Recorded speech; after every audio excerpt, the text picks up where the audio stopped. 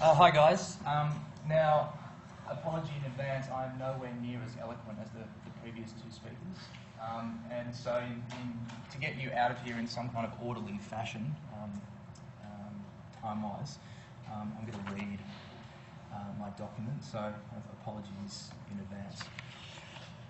All right, so firstly just a very brief introduction. My name's Scott Woods. I'm one of the new coordinators for the subject this semester, this year.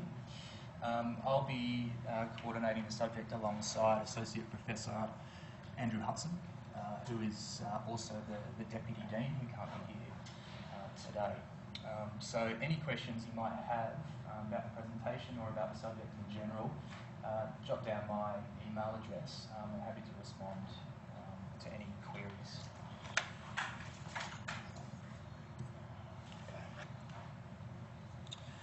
Okay, so the aim of designing environments is to introduce students to the overall design process, methods, and skills. It might sound odd, but the goal of the subject is not to teach you how to design, but rather to introduce you to fundamental techniques for exploring, generating, and understanding design. So in a certain respect, it's a kind of open-ended subject within a general structural confine. We want you to develop creative and critical approaches to design thinking. The subject will also provide you with some essential design tools that you can carry on and build upon in your future design education and perhaps toward the future in your own practice, whatever that may be. Okay, so we will teach a set of skills in 4 different modules, each corresponding to a quarter of the semester. So this is just really just a general table for you guys to have some understanding of how the semester will be structured. The 4 modules you can see in the column on the left, starting with site, continuing to form, function, and then the final project module towards the back end of the semester, which is really where almost half the assessment marks are allocated. But you'll see this a bit further into the presentation. Okay, so the first module is about the site. The premise is that design spaces never exist in a vacuum, but always at a particular site somewhere.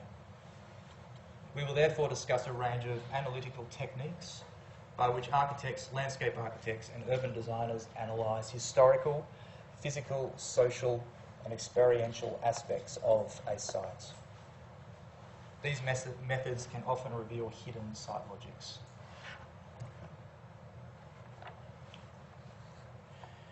The second module is about experimental form-finding techniques, my personal favourite. So here we talk about a variety of landforming techniques by which designers reshape and manipulate the surface of the ground. We also introduce a variety of compositional strategies that designers adopt to compose space, plus a range of techniques that designers use to bring multiple disparate conditions together. Landforms with objects, scenes, and so on into an assemblage. Space is always an assemblage. The third module is called function.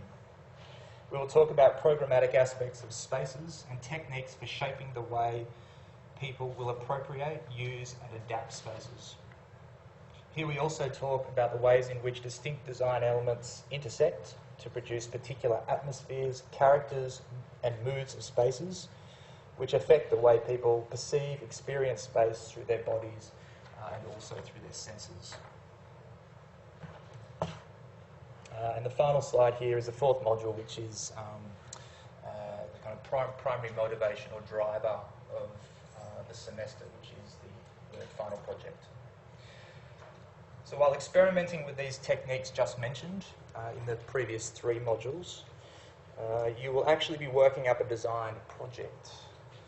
In the last quarter of the semester, you will test your design proposals against relevant criteria, refine your design schemes, and present your project.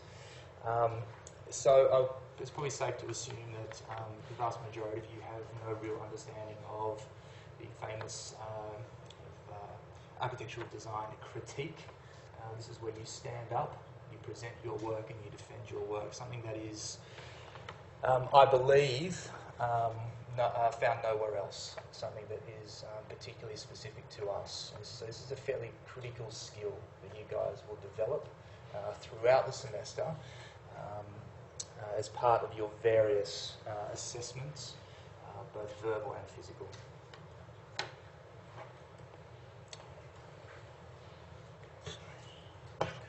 So throughout the semester we will introduce you to orthographic drawing. Now Lindy's mentioned some of this just prior in the visualising environments presentation. But also mapping, diagramming and model making. So model making will be, particularly in the form finding module, something that is that will be practiced a lot. You will spend big blocks of time model making with your hands, physical model making as opposed to computer modelling. So these skills will enable you to communicate and justify your design proposals. We do not have time to teach you visual communication techniques in detail, and therefore, if you did not take visual communication subject in the first semester, that's incorrect. If you haven't taken any visual communications subjects, I actually recommend that you kind of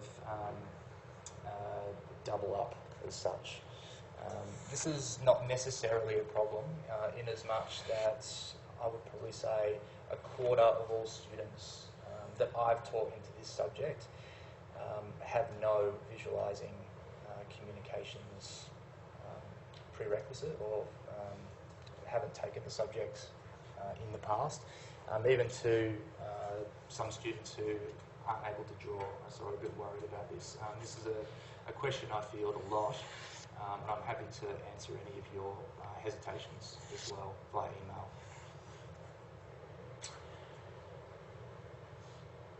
Okay. As part of this course as well, we don't have a preference for whether you hand draw or use various computer software programs to develop schemes. This is entirely up to you. So designing environments is part of the Bachelor of Environments, as you're probably well aware by now, and therefore it is a multidisciplinary subject which explores design across different scales, from a building through to the street, urban block and landscape, then onto the city. It can therefore be taken by students who wish to major and seek a career in any disciplines which involve design, construction and management of the built environment. Importantly, it is compulsory if you wish to major in architecture, urban design and urban planning. We also recommend it for those who want to pursue a landscape architecture path. Our lectures will run from week 1 to week 9. In lectures, we introduce different design techniques week by week and discuss their application through examples from historic and contemporary design practice. So this is something that's quite important to the subject, feeding in both theoretical and practical examples from around the world from various architects to facilitate and support your own learning. There will be a number of guest lecturers from different design disciplines, from landscape architecture, from history and theory, from master's design, for example, who will talk about their own projects. So you'll be practicing design techniques introduced in the lecture each week. Our tutorials will be held in the form of studio. Studio is your workspace, and this is something you will have each week. It runs for 3-hour blocks. You will share it with 15 other students and your tutor, and you will be working together on experimenting with design tools introduced each week. The setting will be more informal, as you can see in the photo here. You will draw, make models both individually and as part of the group, and your studio leader will be there to facilitate your learning process. This is quite an informal atmosphere. It's certainly the environment for experimentation, for fearlessness and creativity. The The main idea is that you will be learning through sharing and exchange of ideas with your classmates, through project discussions, design presentations, group tasks, and feedback that your studio leader or tutor will give. Studio is the best place for you to question and discuss as much as possible about the design process and skills and the ways in which you apply them in your projects. Okay, so this is the general assessment sheet page. You can see first up is site, which is a module to itself.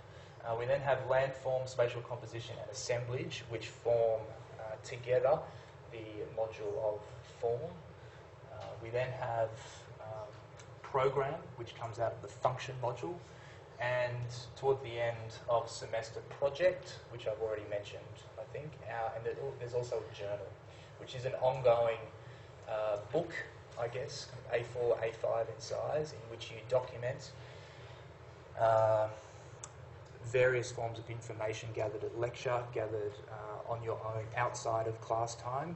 So this is a document, in as much a kind of diary type document for the gathering and communication of research and resources that have inspired you throughout the semester. You can also see that, so in terms of assessment tasks, there's a few of them, but you'll note they're 10% each. Okay, so the site module assessment 10%, then we have 3 10%ers within the form module, which are all models.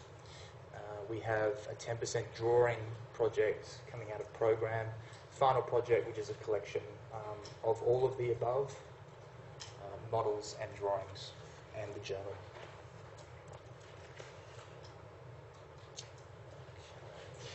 So most resources for the subject are online. Any of you guys know about the LMS? Yes? No? Okay, the LMS is an online document that you will become very familiar with. It's effectively a database where all resources are located and all information is relayed to you. I won't go into this too much.